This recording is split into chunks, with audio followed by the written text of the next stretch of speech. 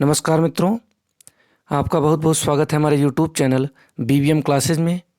मैं हूं अनुज मिश्र और आज हम लोग NTA द्वारा आयोजित UGC नेट की परीक्षा में आए हुए प्रश्नों पर चर्चा करेंगे। दोस्तों, यदि आपने मेरे चैनल को सब्सक्राइब नहीं किया है तो ज़रूर सब्सक्राइब कीजिए। आइए प्रश्नों को प्रारंभ करते हैं। पहला प्रश्न है भाषा विज्ञान से। ग्रीम नियम के अनुसार ग दा बा का परिवर्तित रूप है, तो गा दा बा का परिवर्तित रूप का ता पा। दूसरा प्रश्न, कौन सी भाषा शतम वर्ग के अंतर्गत है, तो अर्मीनी भाषा शतम वर्ग के अंतर्गत है।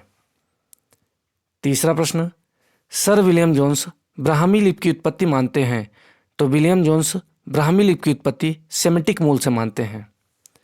चौथा प्रश्न, इनमें से अर्ध स्वर हैं, तो या व। पांचवा प्रश्न है, अशोक के शाहबादगढ़ी अभिलेख की लिपि है, तो अशोक के शाहबादगढ़ी अभिलेख की लिपि खरोष्टी लिपि। छठा प्रश्न है, यशोधर्मन का मंदसौर शिलालेख के मंगलाचरण में किसकी स्तुति की गई है, तो शिव की स्तुति की गई है। सातवां प्रश्न है, राम ने जाबाल के नास्तिक मत का खंडन रामायण के किस कांड में किया है, तो अयोध्या कांड में किया है।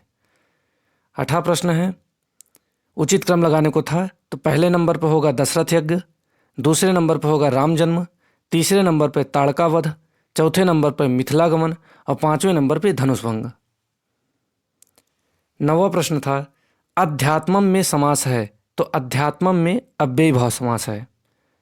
10वां प्रश्न, ये भी उचित क्रम लगाने को था, तो सुख प्राप्ता पहले नंबर पे, दूसरे नंबर पे धान्य अर्था, तीसरे नंबर पर यूपदारु, चौथे नंबर पे चौर भयम और पांचवें नंबर पे राजपुरुषा होगा। 11वां प्रश्न था, रक्त संज्ञक वर्ण है अनुनासिक, इसका आंसर होगा अनुनासिक वर्ण। 12वां प्रश्न है, पाणिनि शिक्षा के अनुसार अधम पाठक के दोष हैं, तो अधम पाठक के 6 दोष बताए गए हैं।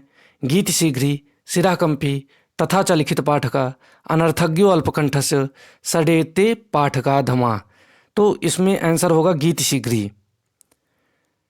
13वां प्रश्न है, गीस प्रत्यय का उदाहरण है, तो भवानी होगा। 14वां प्रश्न, अर्थ संग्रह के अनुसार वेद है, तो अर्थ संग्रह के अनुसार 5 वेद हैं। 15वां प्रश्न था, श्रेयक कुरुणाम अधिपस्य पालनीम, पंक्ति में अलंकार और छंद पूछा था, तो वृत्तानुप्रास इसका अलंकार है, वंशस्थ छंद में है। 16वां प्रश्न, योग दर्शन के अनुसार संयम कहलाते हैं, तो धारणा, ध्यान, समाधि ये तीनों संयम कहलाते हैं। 17वां प्रश्न था, संयुक्त समवाय सन्निकर्ष का उदाहरण, तो चक्षु का घट रूप के प्रति संयुक्त समवाय सन्निकर्ष होता है।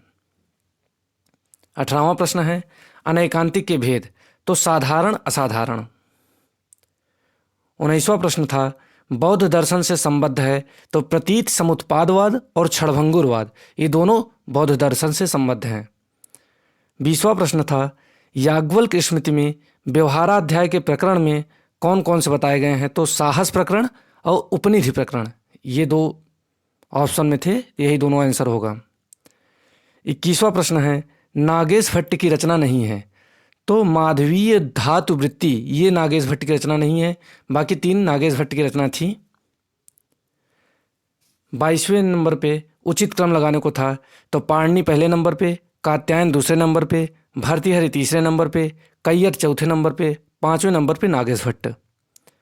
फिर से उचित क्रम लगाने को था 23वें नंबर पे, तो कपिल मुनि पहले नंबर पे, आसुरी दूसरे नंबर पे, पंचसिख तीसरे नंबर पे और ईश्वर कृष्ण चौथे नंबर पे। 24वां प्रश्न था, तत्त्वमसि अखंडार्थ बोध में नहीं है, तो अयुत सिद्ध संबंध इसका आंसर होगा।